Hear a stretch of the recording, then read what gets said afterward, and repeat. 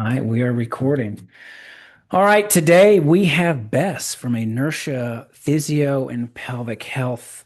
Bess, quick word about you, an introduction about who you are, what you do, and before we get into our conversation today, which is about HRV, but a little bit about yourself first, maybe.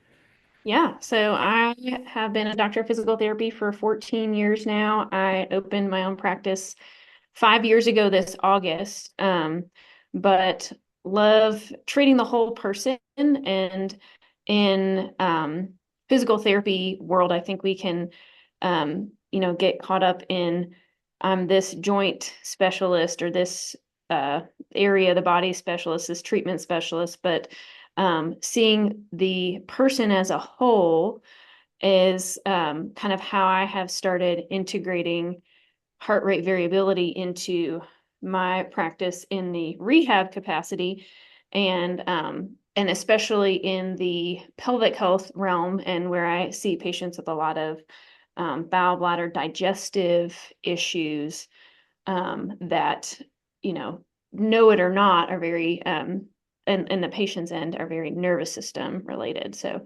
but yeah, Sure. so been here in Abingdon, mom, athlete, um, try to do all the things to the best of our ability.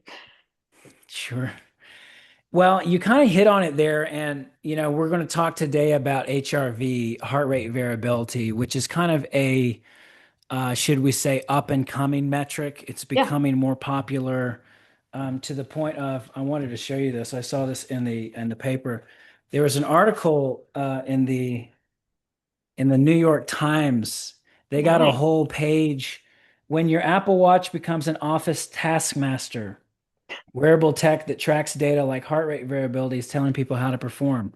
So it's this concept of heart rate variability as an informable and important metric, or maybe it's not important. We'll get into that. Um, is starting to bleed over into the mainstream. You and I have talked about it offline about how what we think about it and what we know about it. But and you also teased there just a second ago about how is there a way that for conventional medical and health, wellness, body thinking, if this illness and this disease and treatment is like not quite A to B, where's the gel that looks back out on the whole person and the Yeah, we system, kind of zoom particularly the out. nervous system, Yeah. is HRV that goal. So just to just to get us started for some kind of operational stuff, for someone who's never heard of HRV, can you explain it like you're just casually talking to a friend who just wants to feel better every day, what it is,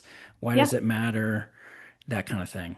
Yeah. So how I explain it to my patients, because we have a device where we measure heart rate variability that I describe as a snapshot of your nervous system right now. So I say, this heart rate variability is a metric that is best utilized when tracked over time. So that's why the wearables and things like that are helpful because it gives you data of a person over 24 hours. In particular, while they sleep is when a lot of them get those metrics. But it looks at the balance in the nervous system or kind of the state of the nervous system between the sympathetic, which is our fight or flight mode, our kind of, stressed, our body is ramped up state and the parasympathetic, which is our rest and digest and recover side of the state, which I think can be, it's not necessarily an on off switch. Like we don't just have one on, one off. It's more of Mm, a dimmer that, that's a we great kind of point. fade in and out of that. And so heart rate variability, I always like to clarify, is not your heart rate. So some patients that'll say, "Oh, I have a great resting heart rate." Well, I'm glad to hear that this is different. This is actually measuring. So the test we have measures 300 heartbeats. So over, it takes based on heart rate, it takes 4 to 6 minutes per person. And it measures that time in between heartbeats because basically when you are in a relaxed state that, heart rate has slowed, we're in more of that kind of resting, digestion is going on state, our heart rate is lower.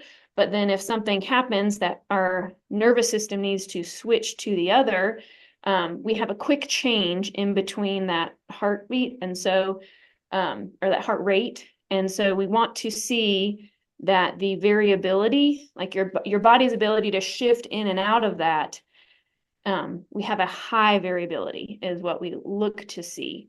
So it's not necessarily even about the exact number, like the number of your HRV, but more that when tracked over time, we can see that you're, even if baseline was, I have no ability to regulate my nervous system, but after some intentional practice and techniques that we go over, a person might be able to help shift their body from that sympathetic state, that a lot of chronic pain, a lot of chronic illness, it is difficult to shift in and out of one or the other.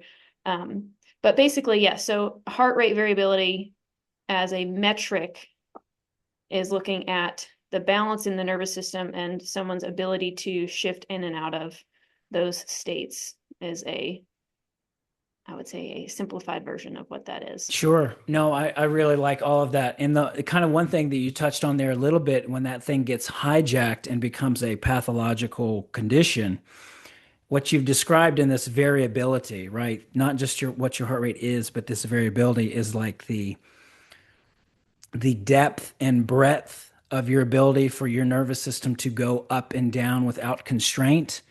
And people with chronic conditions or a illness or a pain condition, as you mentioned specifically, there is the heart rate variability in that instance could represent their ability to only live within a certain portion of that depth and breadth of nervous system Yes, activity. Is yes. that fair? Yeah, yeah, absolutely. So I think maybe not the not so obvious question to people who are not in the nuts and bolts of the healthcare world. Yeah, Um, you're a physical therapist, yeah, okay? So I think there would be enough reluctancy or hesitancy for this to be introduced in any kind of mainstream health discipline. So please, you're a physical therapist. How and when did you even know what HRV was, learn about what it was, and then at what point did you realize that it was going to be a game changer for what you do on the physical therapy side of it with actual patients? yeah. So it is very, even some other physical therapists are not aware of it so much in, Sure. yeah, as a metric, but then also how it can be so helpful in our practice with patients.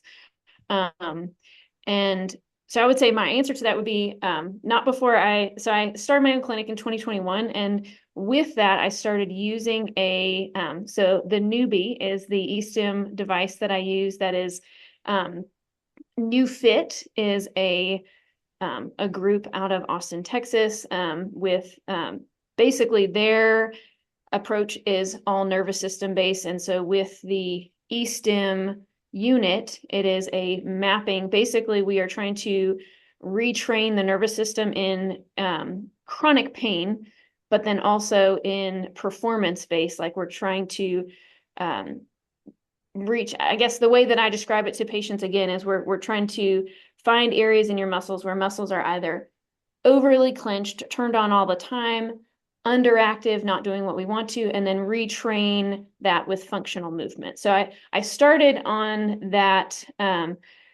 rehab side of things, looking at the nervous system. And then when I started to see more of I guess, chronic nature of so many of the patients that I'm seeing, the nervous system is so crucial to that because anything that is beyond 3 months in duration is considered a chronic pain, a chronic illness now.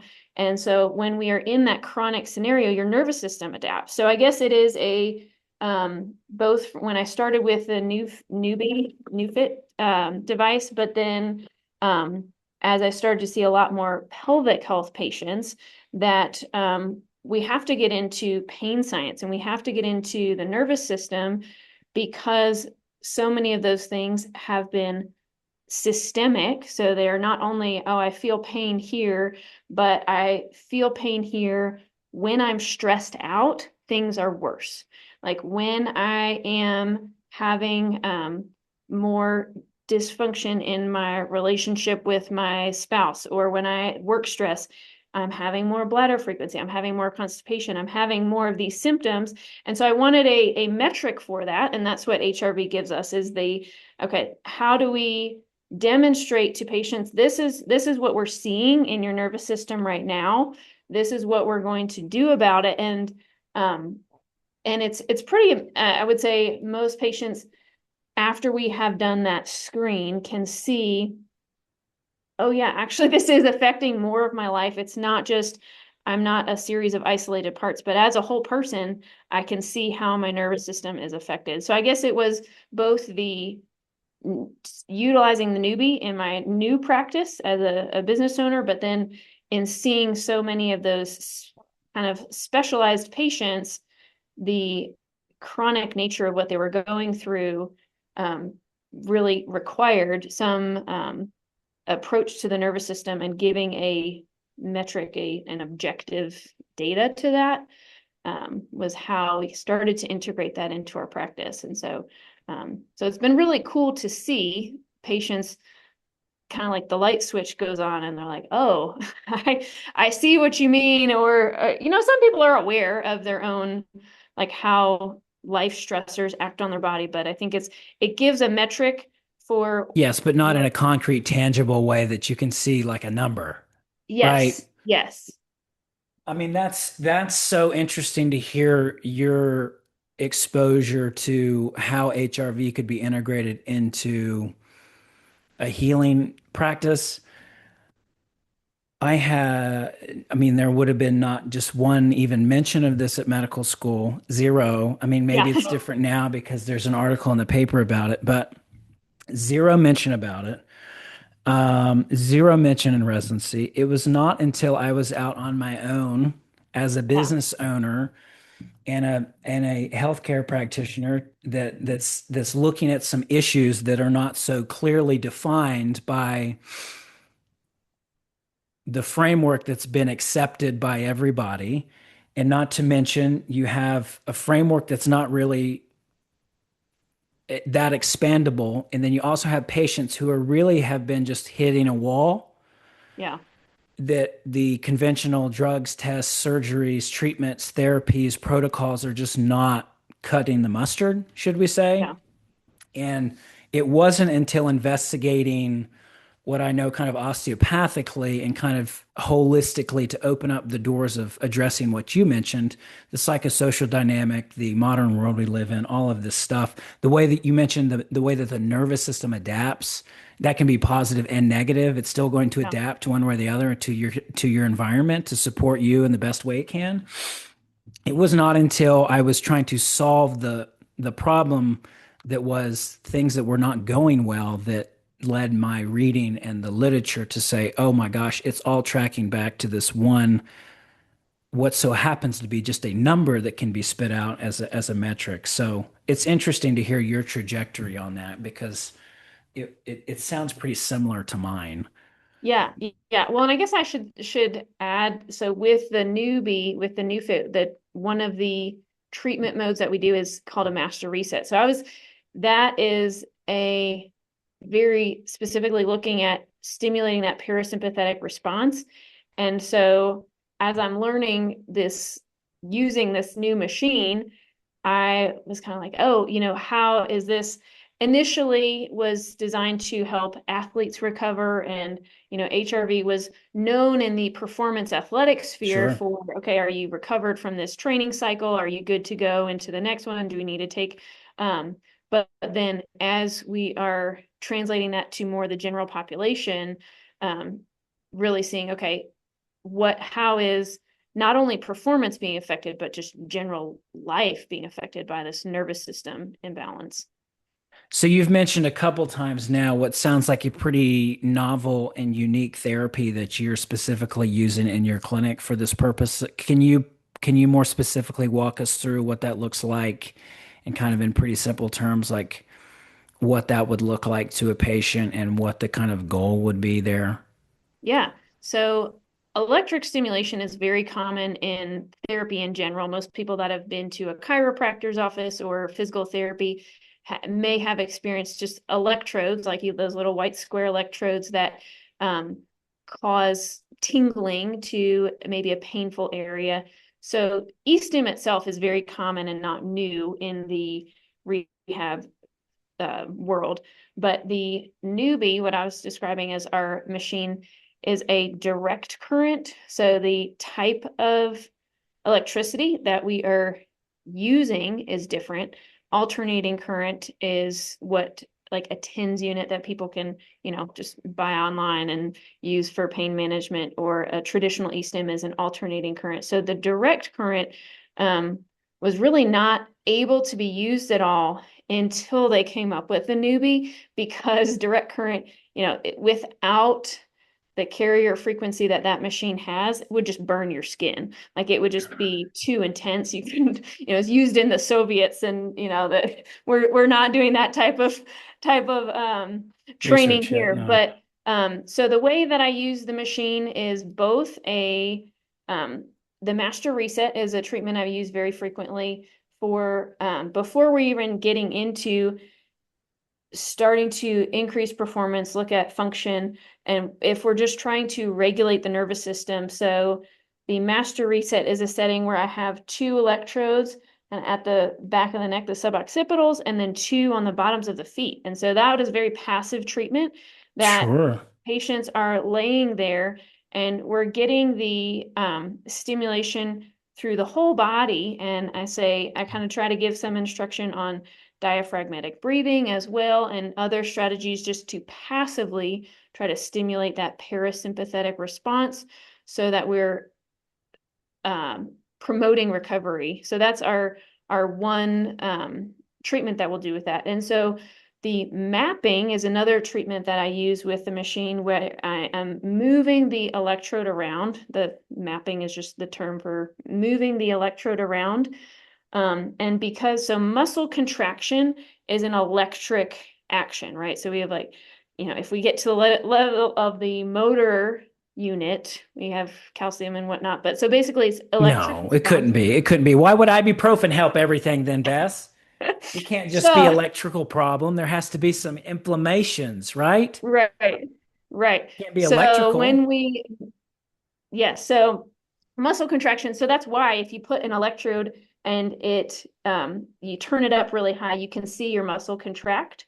And so with the mapping technique, what I describe is areas in our muscles that are overactive, that are already somewhat clenched and are doing more than what it should be, is going to feel more intense as I move the electrode over, as well as muscles that are underactive. And so because they're not doing much. So either of those scenarios where they're very underactive or very overactive, when we add electricity to that, it ramps up what the patient feels.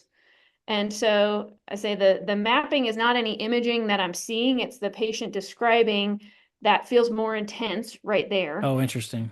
And so that would be an area that we have the electrode to basically stimulate that area within just very simple functional movements is where we start with it.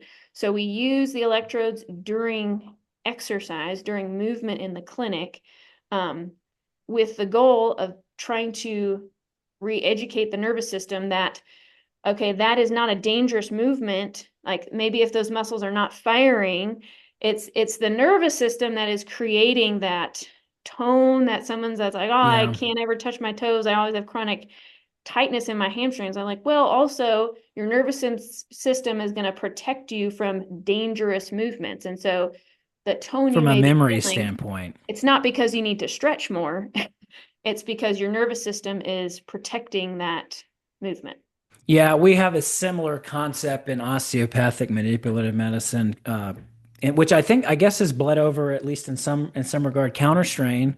Yeah. This idea that we have inside of every muscle fiber is a spindle mechanism that is a tension is always receiving tension And at some point, if that mechanism just gets hijacked and feels stretched, even though it's not stretched, you don't have a muscle problem. You have a spindle fiber problem, and the nervous system thinks that it's still stretched to maximum capacity. So then you have to invent ways to hit a reset button inside of that muscle fiber. Yeah. Yeah. So you're saying, so in addition to kind of like this master reset that you've described, Yes. you're also saying that this can be used like as an augmentation to more traditional physical therapy exercises, as Yes. in the way that it would like one kind of promote relaxation, but then maybe also maybe on the post end increase the recovery period. I mean, is that kind of the idea, but trying to match this parasympathetic sympathetic break during the actual training? Yeah. So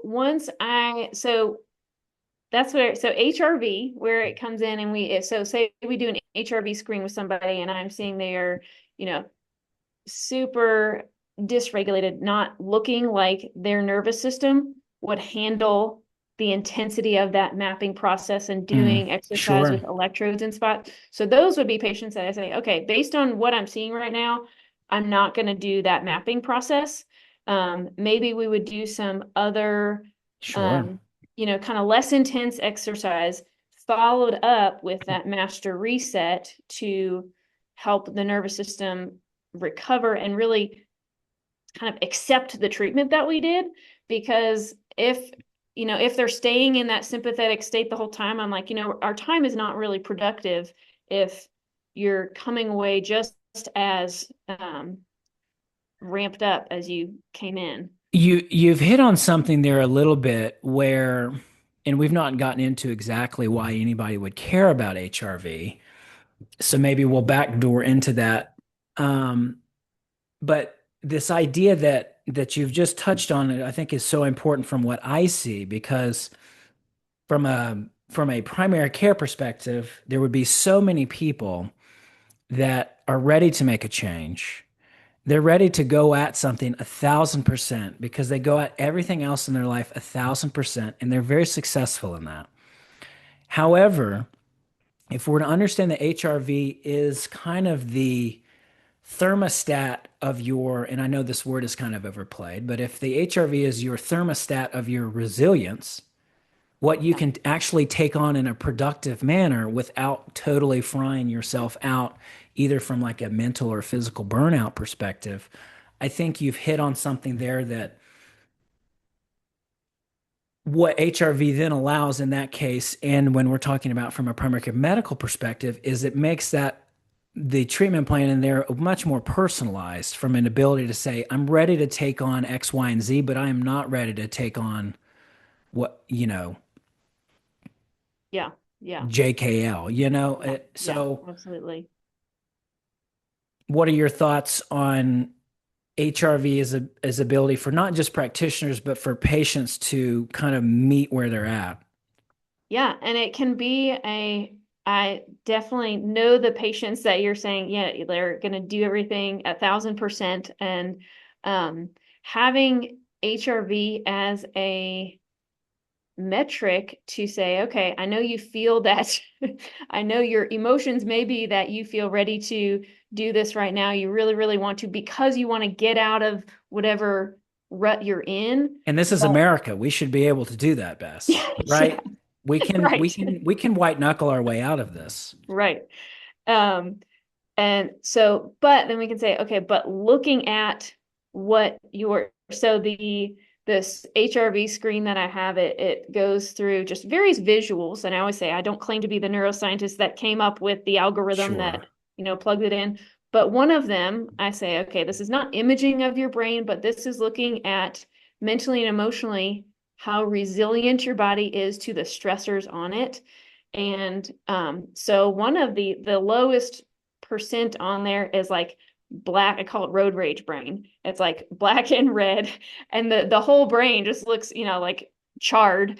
And so that can be really striking to some patients and like, oh no, if thinking that they're geared up and ready to do whatever, but then they see that and like, oh man, that, so it's almost to me as valuable for the buy-in, because with the nervous system, what we're talking to patients about is somewhat abstract. It's somewhat like can be a hard to grasp. Like, okay, I'm feeling this pain here, or I'm experiencing these symptoms, and you're telling me it's something that it's not, that I can't really see because of the nervous system. So the HRV is a helpful tool to demonstrate that, I think. Like, so almost to have the patient to understand it in the more concrete scenario. So Yeah, and so if we talked about what is HRV biologically, at least on kind of a heartbeat to heartbeat, level. We've talked about why it would be important. We've talked about what it can tell you. We've talked about how you could probably fix it with the device. If somebody just heard what you said about it's now visually showing me what I'm ready to take on at this very moment. For somebody who's never doesn't know what their HRV is and they've never even heard of this, but now they're going to go Google and their entire algorithm is going to be HRV stuff. yeah. And they're bought in now. They want to know what their HRV is. How do they find out in 2026? How do they find out what their HRV is? Well, I mean, so wearable devices are, I mean, most fit watches that people are um, wearing, whether it's a Garmin, an Apple Watch, or whatever, a lot of those have a health app or a health section of the app that sometimes just call it stress. And so it can give them a number of like what their stress is for the day. Um, the I mean, I mean, maybe there is a way to to take your heart. So the screen we do, it measures the time in between heartbeats. So I do not know of a technique to manually measure that for people if they're trying to do that at home. No, you need But mathematics and most, electrocardiograms and that kind of thing. Yeah. yes. The So computer, all these devices are doing that on our behalf. Yeah. yes, yeah. So yeah, but wearable like the Aura Ring, there's a lot of Whoop strap, there's a lot of wearables that people can use. Fitbit would be the common fifth one that you didn't say that I know people are wearing. A The common fifth. Fitbit, the people Oh are yeah, yeah, wearing the Fitbit. That was the only one you didn't mention. And I just think it's important because you mentioned all these things that a lot of people are wearing anyway. yes, Many of you are wearing your Apple Watch anyway. No free ads to Apple, but you're wearing the watch anyway, and yeah, it's on your phone whether you like it or not. yes. Your health And data is there. I, depending on the app, it's easier to find, and maybe it's more HRV oriented. But you go up to the little top right corner on your phone button, Yeah, and you type in HRV, and it will pull up within whatever app that smart device uses, and it will display that to you. yeah, Depending on how long you've been wearing it, it will pretty much tell you what's been going on with that. yeah, Um, yeah, and you said your screen is 4 to 6 minutes, and obviously that's a short term, that's a snapshot. But in yeah. terms of Yeah, so ours measures 300 beats. And so, um, like I said, based on, just variations in a higher or lower heart rate, it will take 4 to 6 minutes to do the screen that we have in office. And I do always clarify, if it shows up someone has road rage brain, I say, well, this is just a snapshot of right now. This is not how things are all the time. And HRV is best used over time. Like we were saying, how, you're wearable, people may be tracking it and they don't even realize it, but having that and even comparing it over months and years and seeing, maybe if they're seeing trends in their own health, and then also paying attention to what that HRV may look like, a lot of times that will be correlated.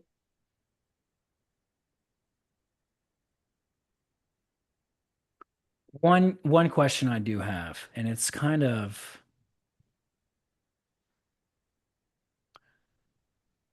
because people will watch this, they'll go Google HRV and it will say a bunch of ways that you can improve your HRV. Yes.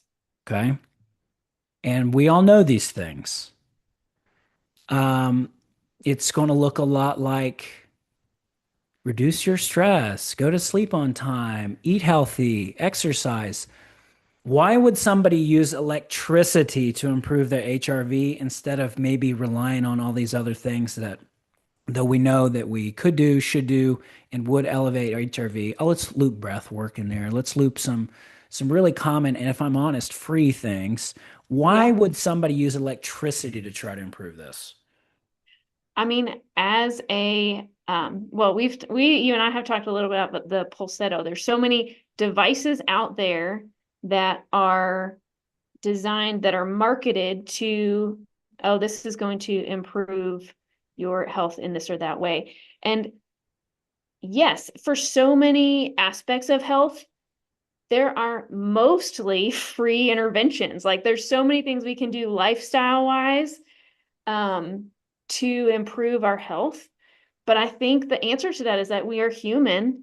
And when there is something that is like, okay, you can learn this skill, you can hold yourself accountable, you can, you know, track, be patient and see, even if you don't see a result in the moment, it's cumulative. And so even if you don't see any result at the time of doing what you're doing, trust that it will work. So there's for so much in health, there's all the free things that you can and most of us should do, but then having a tangible so the electricity, the treatment, the master reset is giving us, okay, this is a way that you are intentionally setting aside 15 to 20 minutes that we are stimulating our vagus nerve to promote that parasympathetic response.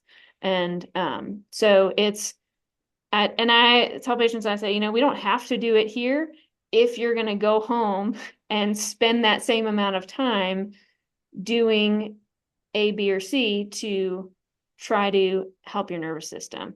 So it's more this is a technique that we do know is helpful, but if you would rather try, this or that at home, it's like up to you to be accountable to do so. And So here's what I'd say. Here's what I'd say to that effect. I set you up for a leading question that I have some thoughts on. To me, it's not even about time because I think a lot of people would take enough time and enough effort and enough money or whatever they think is important to invest into. If they recognize that HRV is important, they would invest into it. So to me, it's almost a potency question. It's like the ability for all of these things to over time have a massive sea change on the body when the alternative is, and I don't know if this is my oversimplification, but if we're talking about, all right, well, we're putting electrical stimulus into the system that we're trying to kind of course correct and nudge in the right direction, even if it's not all of it all at one time and it's definitely not permanent. But the ability to put current into these, you know, myelinated axons, and the wider that hose is, the more power there is in the system. So to me, it's just like a potency thing. It's like yeah, it would be like trying to shovel your driveway with a spoon. You can do it, but yeah, the ability for us to just come in with the heavy machinery and put electricity, you finally said the word vagus nerve. yeah, Everybody online is trying to figure out how they can regulate their vagus nerve. yeah, You can do it at home, yeah, but it's going to be much more potent, especially. I yeah, mean, especially if you're mentioning, and I have to look more about this, direct current versus alternating current. I mean, any of these devices that I'm aware of, like you mentioned, whether it's a TENS or whether it's other marketable device that's used to treat HRV, vagal nerve transcutaneous vagal nerve stimulation, it's still my understanding that they're not the same current that you're using. So if your goal is with that device is to reduce the discomfort so we can make this first pass through the pain regulators in order yes, to recruit more nerve activation, that to me then sounds like an even more potent agent. Because if I'm being honest, the one rate limiting step of the other transcutaneous devices is, gosh, that thing will start burning and hurting. And Yeah, at some point, I think that that does cap off the amount of they can tolerate. treatment effect that we can get out of those devices. Yes. Yeah. Yeah. And I think that's a great, I mean, so I think that's why we call it the master reset. So it is almost if we're doing all of the things, but we really just need to reset the system is, a, a potent way to do it. That's the perfect word for, um, how we're trying to treat the nervous system with that. So it sounds like I'm going to come in for a master reset. Yeah. I'm going to volunteer as Yeah. tribute. I'm going to come over there, master reset, and we'll come back for part two. Yeah. We'll follow up. We could probably do 17 hours on HRV. Yeah. We didn't tap into the performance aspect but I think you've given us a pretty clear idea of how people could take regular things that they're already doing, i.e., physical therapy, and kind of turbocharge that through the lens of whether things were working great or not. Can we use this synergistically to work more with your system where you're at right now? Is that fair? Yes. Yeah. Absolutely. Yeah. Can we kind of, yeah, lift up what you're already doing to have that be more productive for you? Cool. You know, Any final words on HRV before we let you yeah. go? I mean, so I would say it's just a cool metric of our body, and I think people can learn a lot about how different things affect their health if we start tracking data, really. And it doesn't have to be anything you obsess over. Like I said, it's not so much the exact number, but just that you are seeing trends and seeing how things affect your body. If nothing else, using it as a metric for how what you do, how your environment, what you eat and drink and sleep, how those affect what you physically feel, I think is kind of the one of the helpful takeaways of what is it and why would we care about it. I agree. So, if people are interested and want to know more about what sounds like the revolutionary things that you are doing over at Inertia Physio and Pelvic Health, where can they find you and your information and the best way for them to contact you? Yeah, so we are located in Abingdon. We are in the Food Line Shopping Center is what I tell everybody. But also to find us online, our website is inertiaabingdon.com. We're on Facebook, Instagram, Inertia PT Abingdon. And folks can reach out either online, can send me an email, my first name, BESS at inertiaabingdon.com. But yeah, so we are, and a lot of times if it is even just hey, what do you do? And how might what I have going on fit into Sure. that? We're happy to talk to folks before they come in for an appointment. Love that. Yeah. Well, Bess, thank you very much. I look Yeah. forward to doing this again. Yeah. Thanks for the conversation. I enjoyed it. Awesome. Have a good one.